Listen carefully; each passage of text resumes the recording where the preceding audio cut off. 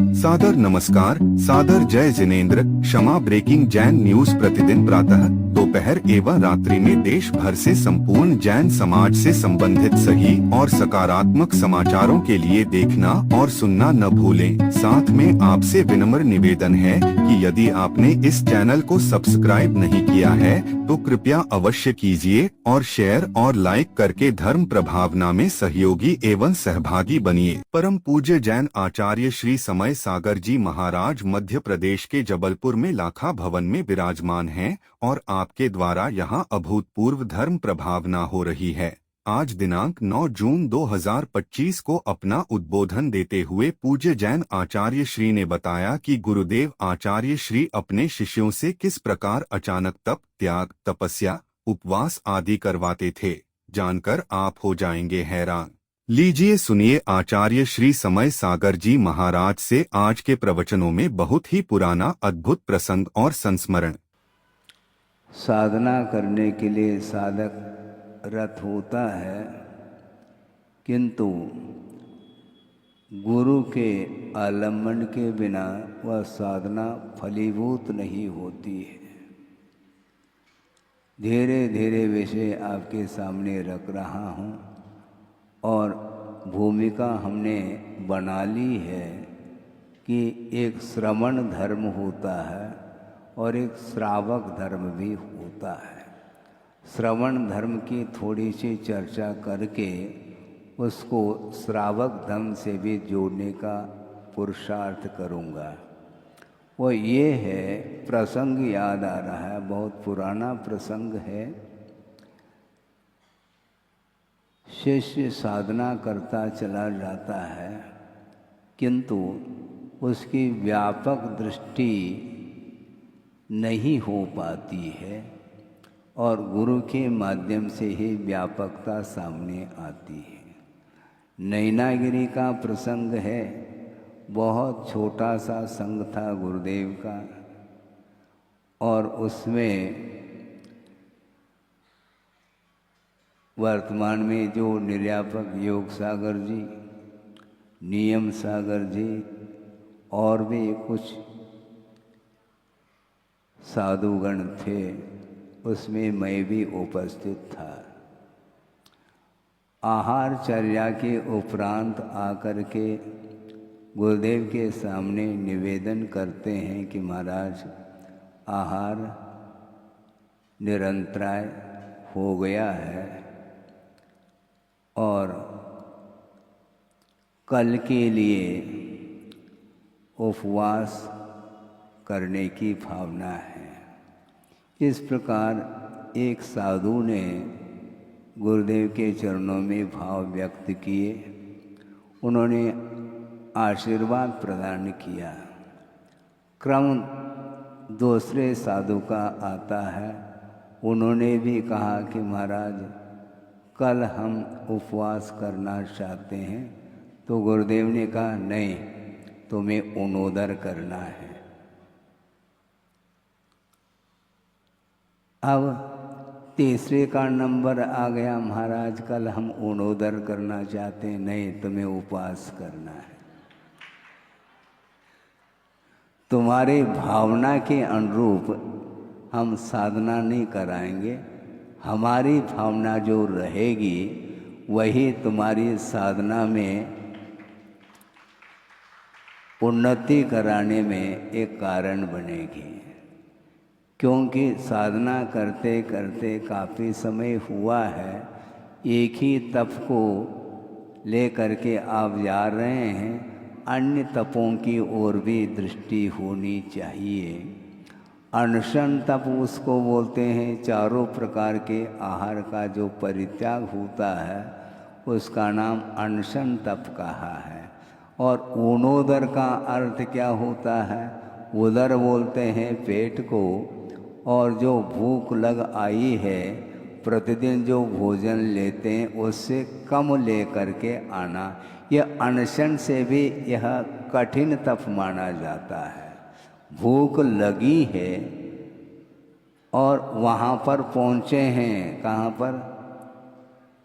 हाँ, और वहाँ पर सामग्री भोजन सामग्री नहीं, भोजन सामग्री बिल्कुल मन के अनुकूल है। इसके उपरांत भी वहाँ पर आचार्य कहते हैं कम लेकर के आना, थोवम जी मई, थोड़ा सा भोजन करके आओ। और ये नहीं होता हमसे, इसलिए नहीं होता, अनशन करना इसलिए सरल है, वैसे प्रारंभिक भूमिका में वह भी कठिन है, किंतु करते करते करते उसमें एक आदत जिसको बोलते हैं वह हैबिचुअल होता चला जाता है, इसलिए परिवर्तन करने की आवश्यकता है। अनशन करके वह प्रभु के सामने अथवा एकांत में किसी स्थान पर जा करके वह सामायिक है, स्वाध्याय है, तत्व चिंतन है आदि में वह लीन हो सकता है। वहाँ पर कोई भी भूख की उदीरना नहीं होती, क्योंकि सामग्री वहाँ पर है ही नहीं। और जहाँ पर सामग्री हो, मनोनुकूल हो, और वहाँ पर कम लेकर के आना, ये बहुत पुरुषार्थ माना जाता है, अनशन तप से भी उनोदर तप। लेकिन ये ध्यान रखें, वह भोजन रुच नहीं रहा है इसलिए कम खा करके आना, ये उनोदर के अंतर्गत नहीं आता। ये भी उतना ही सत्य है, क्योंकि रुच नहीं रहा है इसलिए वह भरपेट खा करके नहीं आ रहा है। यदि रुचता है फिर देख लो फिर क्या स्थिति बनती है। तो इसी को बोलते हैं इच्छा का निरोध किया जाता है। और इच्छा का निरोध जो होता है, सामने वस्तु उपस्थित हो उसके उपरांत भी मन के ऊपर नियंत्रण रखना, ये बहुत बड़ा पुरुषार्थ माना जाता है। इसलिए गुरुदेव ने कहा तुम्हें अनशन नहीं करना, बहुत दिन से करते आए हो, इसलिए ऊनोदर तप करो। और एक को कहते हैं तुम रस परित्याग करो और भरपेट भोजन करके आना है तुम्हें। रस परित्याग, नीरस भोजन करना और फुल डाइट है, ये कैसा होगा महाराज? ये इसी का नाम तो तप है। गुरुदेव ने ये कहा था सामने सामग्री उपस्थित हो और उसके प्रति आसक्ति न हो, यह इच्छा का निरोध माना जाता है। और उन्होंने बहुत अच्छा प्रासंगिक उदाहरण दे करके इसको पुष्ट किया था। वो उदाहरण ये है कि मान लो पशु है, गाय है और कोई भी है, और वहाँ पर उसके लिए क्या हरा हरा घास, घास तो प्रतिदिन खाती वो गाय, उसके लिए खली चुनी जो भी बोलते हैं, और उसको अच्छे एक पात्र में तैयार करके भिगो करके उसको फुलाया गया है। और उसमें थोड़े बहुत जैसे आप लोग बघार डालते हैं ना, उसी प्रकार नमक आदि भी उसमें अनुपात से डाला गया है। और वह पात्र, भरा हुआ पात्र उसके सामने रखते हैं। फिर रखने के बाद आप उठाना चाहो तो सींग दिखाएगी वो, क्यों? सामने है। अब आपने रखा है, बीच में उठा नहीं सकोगे। उसी प्रकार वहाँ पर सामने वस्तु देखने में आ जाए और मन के ऊपर नियंत्रण हो, ये बहुत बड़ा पुरुषार्थ माना जाता है। सामने भूख लगाई है और कोई भी वस्तु नहीं है तो मन अपने आप लग सकता है भगवान के सामने, किंतु वहाँ पर भोजन सामग्री सामने है और बड़े आदर के साथ, भक्ति के साथ वो दे रहे हैं दाता। इसके उपरांत भी नहीं, इसको उठाओ, इसको उठाओ। उठा रहा है क्या? नहीं, यह रस परित्याग है। और उसमें भी मान लो रस परित्याग नहीं भी किया है तो कम लेकर के आना, यह पुरुषार्थ नियंत्रण माना जाता है। इंद्रियों के ऊपर, मन के ऊपर नियंत्रण रखने का नाम ही तप कहा है। ये पात्र के अनुरूप जो है ये होता रहता है। इसलिए ये याद आ गया कि वस्तुतः इच्छा का निरोध कैसा होता है। अंतरंग तप इससे भिन्न है, बल्कि इसमें भी अंतरंग तप सामने दिखाई पड़ता है। कहने के लिए तो यह बाह्य तप माना गया है, किंतु उसके प्रति जो आसक्ति का जो भाव आ सकता है उसको रोका जा रहा है। आहार लेना तो है, क्योंकि बिना आहार लिए रत्नत्रय की आराधना हम नहीं कर पाते। शरीरम आद्यम खलु धर्म साधनम कहा है। प्राथमिक कोई धर्म के लिए साधन है तो वह शरीर ही माना जाता है। इसलिए शरीर के लिए अनुकूल सामग्री हो, ये भाव मन में आ सकता है। मन में क्या नहीं आता है, जो नहीं आना चाहे वह भी आता चला जाता है। तो इसीलिए गुरुदेव की दृष्टि उस ओर जाती है। तुम कर्म निर्जना करना चाहते हो तो जैसा मैं कहता चला जाता हूँ वैसा कर ले। हाँ, अपने मन के अनुरूप नहीं, क्योंकि तुमने धारणा बना ली। यहाँ तक उन्होंने कहा था कि उपवास की पहले से ही पूर्व धारणा बना करके निवेदन करते हो, महाराज मैं कल उपवास करना चाहता हूँ। ये तो ठीक है, किंतु मैं कभी भी सडनली आपके लिए कह सकता हूँ तुम्हें आज उपवास करना है, उस समय भी तैयार होना चाहिए। पूर्व धारणा नहीं है। धारणा के बाद फिर पारणा की बात आती है। ये धारणा पढ़ना तो ये स्वयं जो है आप करते आए हो। ये परीक्षा है, कभी भी मैं कह सकता हूँ आज अणोदर करना है, आज रस परित्याग करना है, आज अनशन करना है। उस समय भी मन में किसी भी प्रकार से कोई विकल्प नहीं आना चाहिए। इसको बोलते हैं तप की पूरी तैयारी। मौसम देख करके तप करना प्राथमिक भूमिका में अच्छा है, नहीं करने की अपेक्षा। प्राथमिक भूमिका है वह प्राइमरी है स्टेज पे, इसलिए धीरे धीरे अनुकूलता देखते हुए आगे बढ़ता है, इसमें कोई बाधा नहीं है। किंतु जो प्रौढ़ हुआ है उसको और प्रौढ़ बनाने के लिए गुरुदेव सोचते हैं तुम नहीं सोचो, मैं सोच रहा हूँ तुम्हारे लिए। हाँ, तुम नहीं सोचोगे, मैं जो सोच रहा हूँ उसको आपको करना है। क्योंकि गुरु के बिना निर्जरा नहीं हो सकती है। स्वयं जो कुछ भी करते हैं वह अपने मन के अनुरूप करते हैं। हाँ, धीरे धीरे प्रौढ़ता आती है तो उस समय वह स्वयं भी परोक्ष में भी उतना ही वह प्रफुल्लित मना हो करके वह तप आदि करता है। ये बाद की बात है, किंतु प्राथमिक अवस्था में उसको बताने की आवश्यकता पड़ती है। कि इस प्रकार उन्होंने तप को, वो तप करते हैं, वो करें अथवा न करें ये उनका विषय है। आप ये तर्क नहीं कर सकोगे महाराज आप तो करते नहीं और हमारे से करवा रहे हैं। ये ध्यान रखो, मैं समर्थन कर रहा हूँ ये कम नहीं है। मैं तप नहीं कर रहा हूँ किंतु तप को कराया जा रहा है।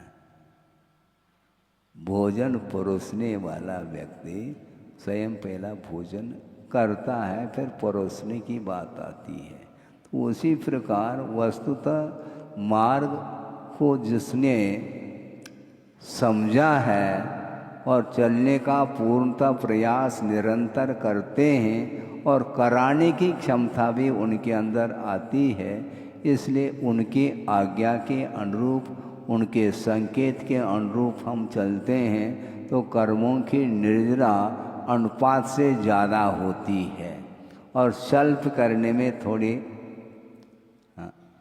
क्योंकि मन के अनुरूप कर रहा है।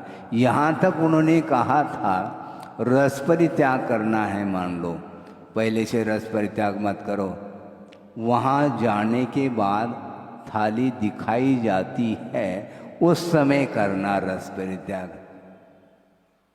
है। जो वहाँ पर सामने उपलब्ध नहीं है वस्तु, उसका त्याग करना यह त्याग नहीं माना जाता। जो है उसका त्याग करो, तब तो त्याग माना जाता है। तो इस प्रकार यह उनकी दृष्टि है बिल्कुल आगम के अनुरूप, क्योंकि इच्छा का जो निरोध है उसी का नाम तप कहा है। और इच्छित वस्तु मिल नहीं रही है, इच्छित वस्तु सामने नहीं है, उसका मैं त्याग करता हूँ, ये त्याग नहीं माना जाता। सामने हो और लेने का भाव ना हो, यह त्याग उत्तम त्याग के अंतर्गत आता है। कैसे भी हो, त्याग की ओर यदि मान लो कदम बढ़ रहे हैं तो उसका समर्थन तो होता ही है, किंतु उसमें भी विकास यदि जल्दी होता है तो वह मन के अनुरूप ना हो करके आगम के अनुरूप यदि वह आगे बढ़ता है तो बहुत जल्दी कर्मों की निर्जरा भी कर लेता है और साथ से पुण्य का संचय भी कर लेता है। ये तो श्रवण की बात हो गई, और यह उदाहरण गृहस्थ के लिए भी लागू हो रहा है। हाँ, क्योंकि वैभव के बीच में रहता है रात दिन, और इसके उपरांत भी उस वैभव के प्रति आसक्ति का अभाव होता है, तभी वह पुण्यार्जक बनता है। ये ध्यान रखो, हैं? अच्छे से समर्थन करो। कल जिन्होंने 1-8 का क्या होता है आप जानो? हाँ, कलश भी बोलते 108 कलश हैं, धारा छोड़ी जा रही है भगवान के ऊपर है, 108 कलश। उसी प्रकार कल उन्होंने 108 कलश के माध्यम से जो पुण्य का संचय किया है, वह 700 पुण्य का संचय उन्होंने किया, क्योंकि वैभव की कोई कमी नहीं उनके लिए। इसके उपरांत भी उसके प्रति जो ममत्व भाव है उसका त्याग किया है, इसलिए त्याग के माध्यम से ही कर्मों की निर्जरा और पुण्य का संचय होता है। इसलिए उसका समर्थन मैं मुक्त कंठ से कर रहा हूँ। सामने होते हुए भी उसका त्याग करना नहीं है तो त्याग का क्या प्रश्न है। भरपेट भोजन करके एक व्यक्ति ने कहा कि मैं ऐसा भी त्याग हो सकता है क्या? कैसा? भरपेट भोजन कर ली, अब 1 घंटे के लिए भोजन का त्याग। अरे अब भूख तो लगी नहीं, क्षुधा लगी नहीं, और इच्छा हो नहीं रही, इच्छा का निरोध किया जाता है, उसका नाम तप माना जाता है। भूख तो शांत हो गया, और 2-4 घंटे के लिए भूख नहीं लगेगी, तब तक मेरा त्याग। तो इस प्रकार तो बहुत सारा त्याग आपके द्वारा हो जाएगा। ऐसा नहीं होता, किंतु क्षुधा लगने के उपरांत भी मुझे नहीं लेना, यह क्षुधा परिचय विजय माना जाता है। यह उत्तम तप के कोटि में आता है, उत्तम त्याग के कोटि में आता है। नहीं तो प्रतिदिन आप भूख लगते ही भोजन कर लो, प्यास लगते ही जलपान कर लो, और जब तक प्यास नहीं लगेगी तब तक हमारा त्याग है। ऐसा नहीं होता। भूख और प्यास लगने पर भी मुझे नहीं लेना, यह त्याग माना जाता है। यह त्याग की परिभाषा अपने अनुकूल बनाना चाहता है वह व्यक्ति, वह ठीक नहीं माना जाता। हाँ, ऐसा नहीं होता है। इच्छा का निरोध होना चाहिए, और भरपेट भोजन करने के उपरांत कौन सी इच्छा? क्योंकि उस समय उसने कहा कि बस बस बस कर दिया, इसका तो गुंजाइश नहीं है। अब कौन सी इच्छा रहेगी तुम्हारी? फिर हमारा तप हो जाएगा। ऐसा नहीं। पेट खाली हो, कंठ सूख रहा हो, प्यास भरपूर लग आई हो, उसके उपरांत भी मुझे नहीं लेना। एक उपवास, 2 उपवास, 3 उपवास अपनी शक्ति के अनुरूप वह करता चला जाता है। इसको बोलते हैं इच्छा का निरोध, उसका नाम तप बोला है। और पशुओं का भी उदाहरण आगम में पढ़ने को मिलता है।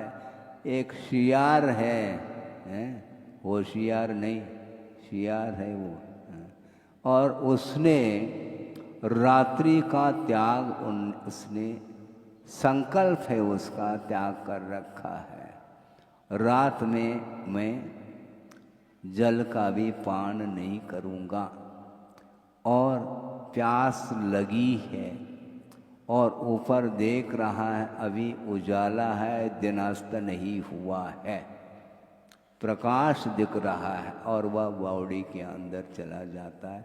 वहाँ पर अंधेरा देखने में आ रहा है, अरे दिन अस्त हो गया, अब मैं जल नहीं ले सकता। ऊपर आ जाता है, अरे अभी दिन दिख रहा है, फिर चला जाता, वहाँ पर अंधेरा देखने में आ रहा है। इस प्रकार बार बार करके उसके प्राण विसर्जित हो जाते हैं, किंतु उसने संकल्प को नहीं तोड़ा है। एक पशु होने के उपरांत भी वो अकेला था, ये ध्यान रखो। और हम और आप क्या सोचते हैं, यहाँ पर कोई देख थोड़ी रहे, यहाँ पर हम अकेले हैं तो आत्मा तो दिख रही है, भगवान तो देख रहे हैं तुम्हारी चर्या को। संकल्प यानी संकल्प, इसको बोलते इच्छा का निरोध, यह तप माना जाता है। इसमें धैर्य की आवश्यकता है। हाँ, धैर्य कब तक रखे महाराज, धैर्य रखना है। धैर्य की परिभाषा भी आपको हम आगम के अनुरूप सामने रखना चाहते हैं। वह वृद्ध है। वृद्ध कौन होता है? जिसके बाल सफ़ेद हो गए वो वृद्ध है, ऐसा नहीं। वो उम्र के अपेक्षा से वृद्ध माना जाता है, किंतु वस्तुतः वृद्ध किसको बोलते हैं, इस विषय को भी आगमकारों ने रखा है। एक श्लोक आपके सामने रख रहा हूँ, प्रासंगिक है।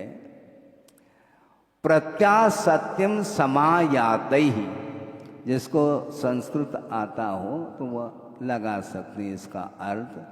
प्रत्यासत्यम समायातैहि विषयै स्वांतरंजकै न धैर्यं स्खलितम येषां ते वृद्धा विबुधैर्मताः, ऐसा कहा। विद्वानों ने अथवा गणधरादिक भगवंतों ने उसको वृद्ध ऐसा कहा जिसका धैर्य स्खलित नहीं हुआ। किससे? विषय सामने उपस्थित है। स्वांत रंजकई विषयी, मन को रंजायमान करने वाले मनोहारी जो विषय हैं, पंचेंद्रिय के विषय, वे निकटता को प्राप्त हैं। प्रत्यासत्यम समायात ही, प्रत्यासत्य बोलते हैं निकट, सामने सामने उपलब्ध है पंचेंद्रिय के विषय, मनोहारी विषय। इसके उपरांत भी जो धैर्य से स्खलित नहीं है उनको वृद्ध ऐसा कहा है। सुना आपने? इसको वृद्ध बोलते हैं। अर्थात कर्मों की जो उदीर्णा होती है वह 9 कर्म अर्थात ये पंचेंद्रिय की विशेष सामग्री, इसके निमित्त को लेकर के ही कर्म अपना फल देता रहता है। इसके उपरांत भी जो संयम रखता है उसको ग्रहण नहीं करता, क्योंकि हमारा त्याग है, संकल्प है। दृढ़ता के साथ उस संकल्प का वह पालन करता है।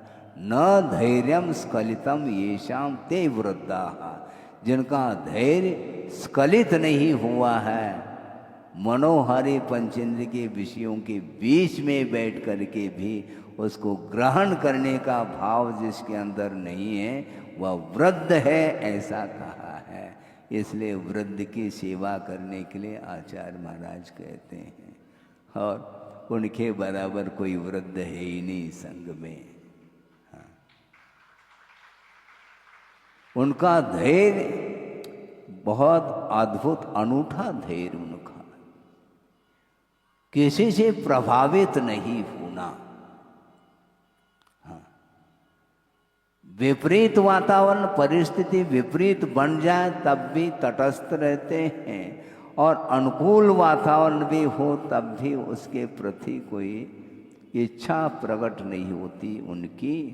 इसको बोलते हैं निरीहता।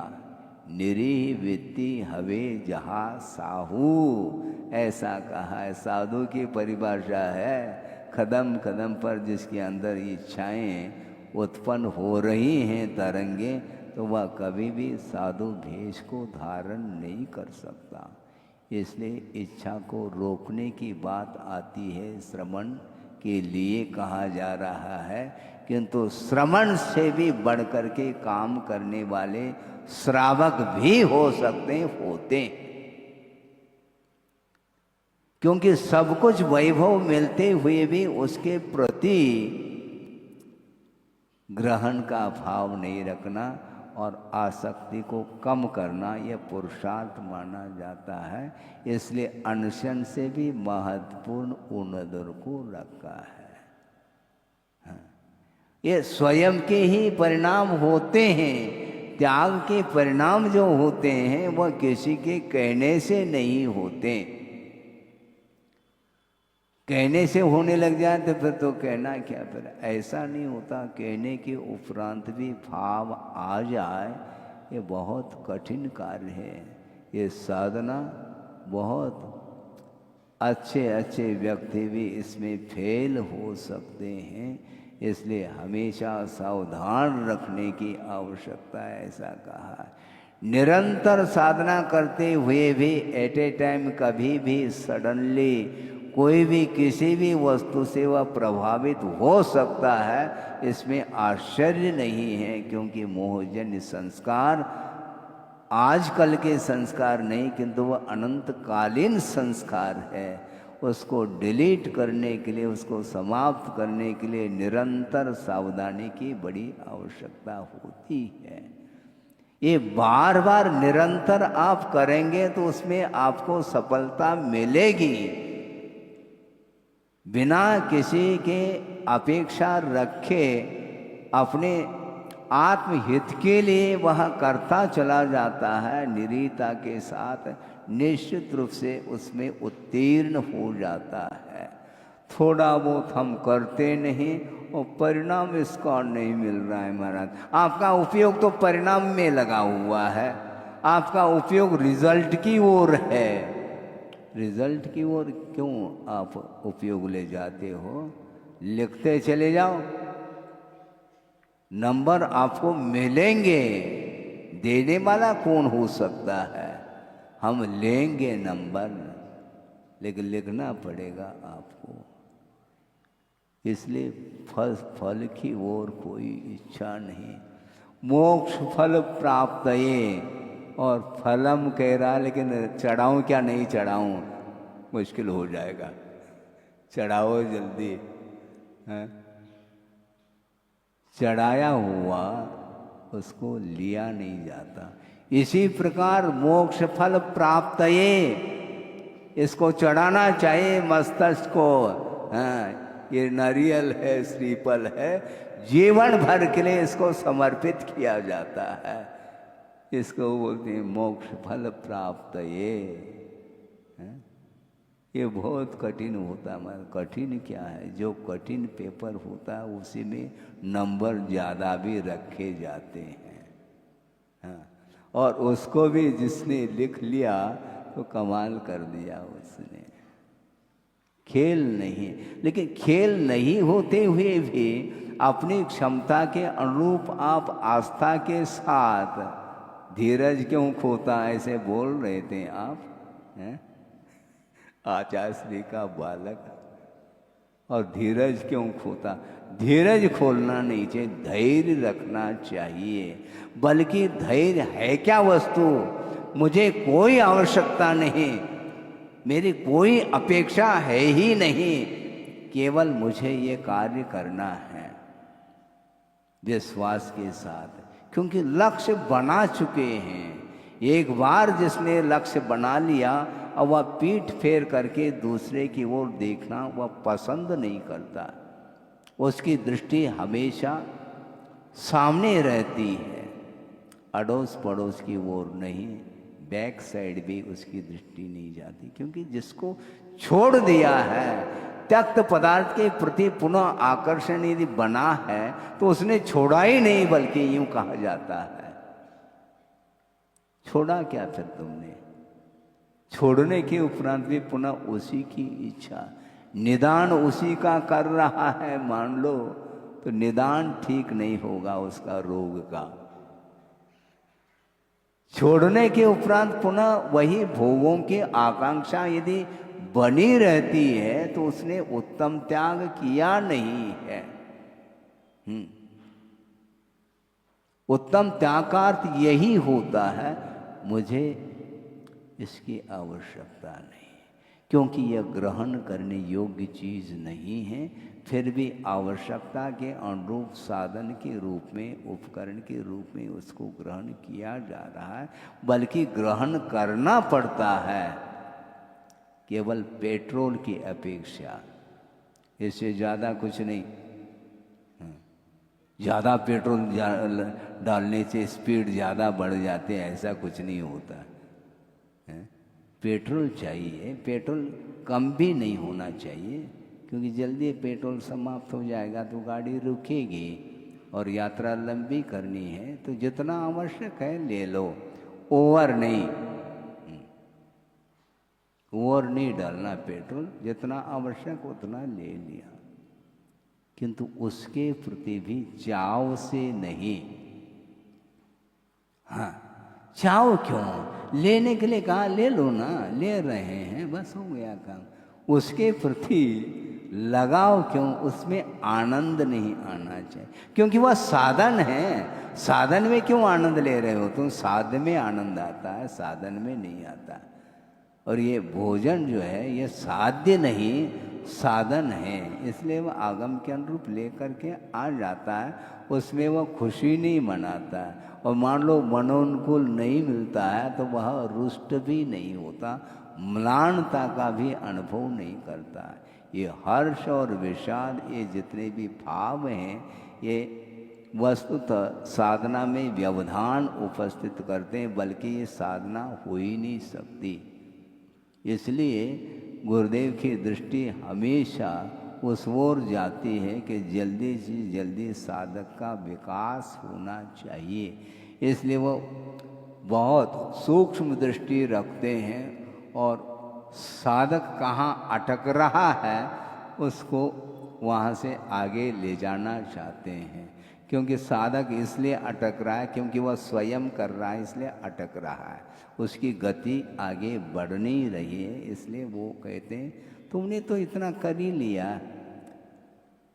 एक सज्जन आए गुरुदेव के सामने, महाराज रात्रि भोजन नहीं छोड़ पा रहा हूँ। अच्छा, कोई वादा नहीं, आप कितने दिन बाहर जाते हो? महाराज ज़्यादातर तो मैं बाहर ही जाता हूँ, और बहुत ही कम समय होता है मैं घर में रहता हूँ। ऐसा करो। कैसा करो महाराज? महाराज मैं लेने का अवसर ही नहीं मिलता। जब लेने का अवसर मिलता है उतने दिन के लिए छोड़ दो, क्योंकि बाकी तो आप लेते ही नहीं रात में। प्रायः मैं रात में नहीं लेता महाराज, तो प्रायः नहीं लेते हैं तो लेना जो पड़ता है 2-4 दिन के लिए उतना मेरे तरफ से छोड़ दो। क्या दिक्कत है आपको? क्योंकि आप वैसे ही नहीं ले रहे हैं तो मेरे तरफ से 4 दिन का त्याग कर लो ना, दिक्कत क्या है? महाराज महीने भर में मुश्किल से 1 आध बार लेना पड़ता है, तो संकल्प ले लो। महीने में एक दिन का लेना पड़ा, एक दिन का संकल्प ले लो, बाकी दिन तो आप वैसे ही नहीं ले रहे हैं, इसलिए संकल्प ले लो तो ज़्यादा अच्छा। तो उन्होंने संकल्प ले लिया। ऐसा ही होता, मन जो है ना बहुत बार बार विकल्प में उलझा रहता है, उसको समझाने की आवश्यकता पड़ती है। और इसी प्रकार थोड़े बहुत मोटिवेट करके तो उसको आगे बढ़ाया जाता है। इसलिए कर्मों की उदीर्णा जो होती है वह पंचेंद्रिय के विषयों के कारण उसकी उदीर्णा होती है। आप यहाँ पर बैठे हैं सभा में, आप प्रवचन सुन रहे हैं, आपका उपयोग किधर है महाराज? पूछेंगे तो क्या बताएंगे आप? महाराज जो आप बता रहे हैं उसी में हमारा उपयोग लगा है। यहाँ पर कोई थाली दिख नहीं रही है और आप किचन में पहुँच जाए और इस प्रकार बैठे रहें, मुझे विश्वास नहीं है। क्योंकि जो रसोई घर में पहुँचा है वह निश्चित रूप से वह लेगा, पक्की बात है। क्योंकि सामने सामग्री हो और न लें बहुत कठिन होता है। कोई किराना दुकान है मान लो, गोली बिस्किट आदि आदि हैं, तो वह पुड़िया बांध करके दे रहा है और एक बिस्कुट मुख में ले लेते, क्योंकि सामने है। इसलिए सामने खाद्य वस्तु हो और लेने का ग्रहण करने का भाव न हो, बहुत कठिन होता है। हाँ, तो इसीलिए वस्तुतः देखा जाए ये सब कठिन तो है। ये कठिन क्यों है महाराज? इसका उत्तर भी आगम से हम देना चाहते हैं। क्योंकि जो दुर्लभ वस्तु होती है वह कठिनाई से ही प्राप्त होती है। धर्म की आराधना आप आनंद के साथ करना चाहो तो संभव नहीं है। कूलर, क्या कूलर है? उस समय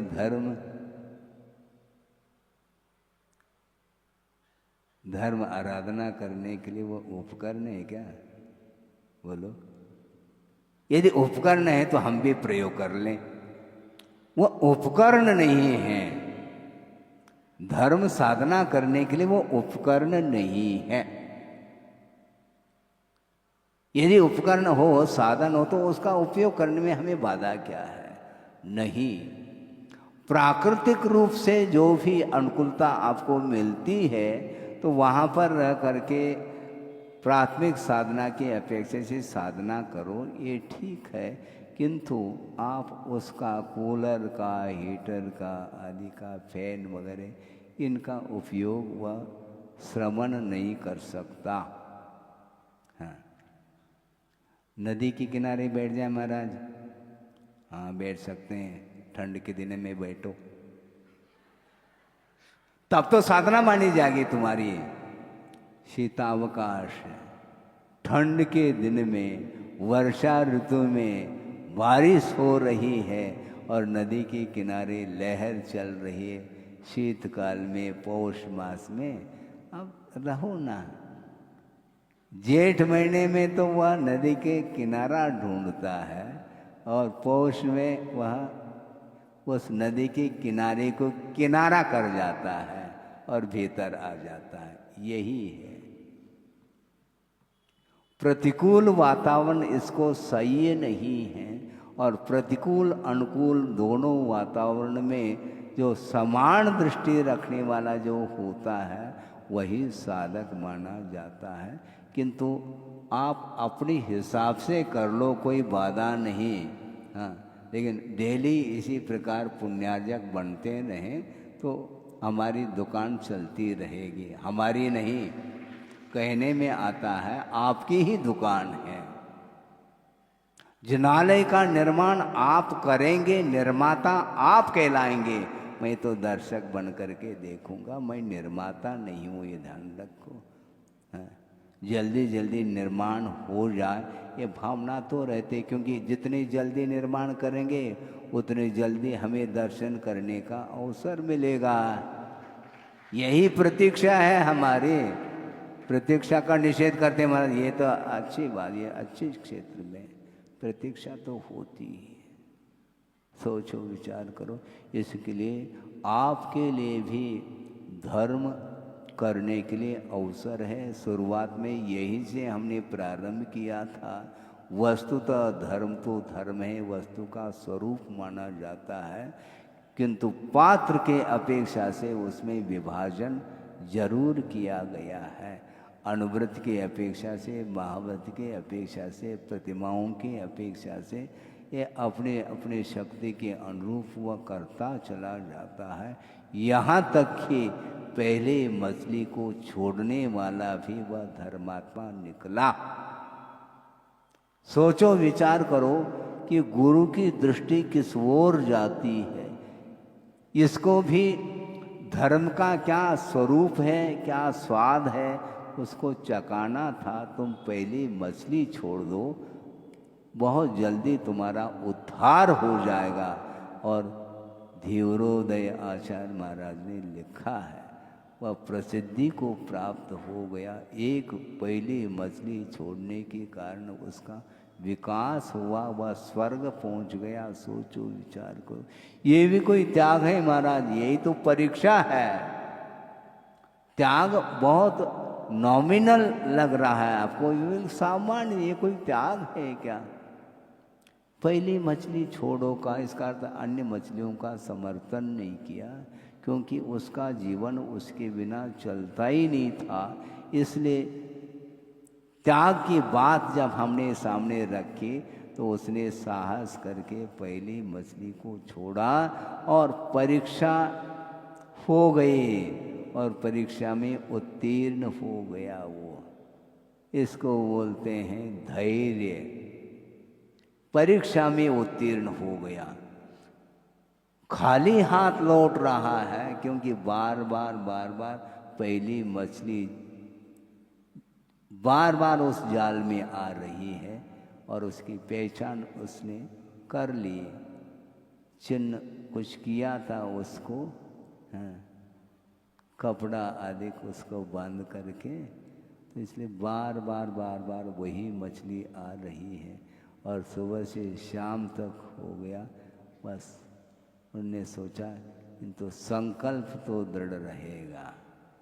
हाँ, सुबह से शाम तक भोजन नहीं, पानी नहीं, कुछ नहीं, और वापस लौट रहा है। और वो दरवाज़ा बंद है, दरवाज़ा खोलने की बात नहीं, तो बाहर ही दालान में सो गया। और रात में सर्प आकर के उसको काट लिया। कहाँ पहुँच गया? स्वर्ग पहुँच गया। महाराज इतना सस्ता है? हाँ बिल्कुल, कर तो लो, सस्ता क्या है? धैर्य होना चाहिए। यहाँ पर भी धैर्य की बात आ गई। इसमें तर्क करोगे तो वह कुतर्क माना जाएगा। महाराज उसने तो त्याग कर लिया, फिर बाद में सर्प ने काटा है, ये धर्म का फल ऐसा क्यों है? ये धर्म का फल नहीं, अतीत में जो पाप का अर्जन किया था उसका एकमात्र फल है, एक निमित्त है। और मरना तो था, सबको मरना है, किसी न किसी निमित्त से मरण को प्राप्त होता है। किंतु वर्तमान में उसने धर्म की, अहिंसा की उपासना की थी अपनी शक्ति के अनुरूप, और आस्था के साथ उसने उपासना की थी। यह आस्था का, विश्वास का यह फल है। धीरज क्यों खोता है? काय को खोएगा वो? क्योंकि आचार्य श्री का बालक था, वो धीरज खोया नहीं उसने, और पहली मछली छोड़ दी, यानी छोड़ दी। अब उसको ग्रहण करने की बात नहीं, और उस संकल्प के फलस्वरूप उसका उत्थान हुआ। कालांतर में जाकर के वह मोक्ष का भागी बनता है। इस प्रकार संसारी प्राणी का जो भी पतन हो रहा या हुआ है, वह पाप के कारण हुआ है, अधर्म के कारण हुआ है। इसलिए अधर्म का सहारा छोड़ करके धर्म का जो सहारा लेता है, निश्चित रूप से उसका उत्थान अनिवार्य रूप से होगा। कब होगा क्या होगा इसकी चिंता न करें, किंतु निश्चिंत हो करके धर्म की आराधना अपनी शक्ति के अनुरूप करोगे तो वही विश्वास के बल पर उसको वही वस्तु प्राप्त होगी जो अनेकों आत्माओं ने प्राप्त कर ली, अर्थात सिद्धत्व की उपलब्धि जो होगी वह धर्म के ऊपर विश्वास और अपनी शक्ति के अनुरूप आराधना करने से ही उपलब्धि होती है। सभी को इस प्रकार की सद्गति अथवा मोक्ष की प्राप्ति हो, इस पवित्र भावना के साथ अहिंसा परमो धर्म की जय। Kshama breaking Jain news YouTube channel पर विज्ञापन देकर धर्म प्रभावना में बने सहभागी। विज्ञापन देने हेतु संपर्क कीजिए मोबाइल नंबर 9026900740 एवं समाचार एवं वीडियो भेजने हेतु WhatsApp number 9335236222। Kshama breaking Jain news YouTube channel देखने के लिए आपको बहुत बहुत धन्यवाद। सादर प्रणाम, सादर जय जिनेंद्र।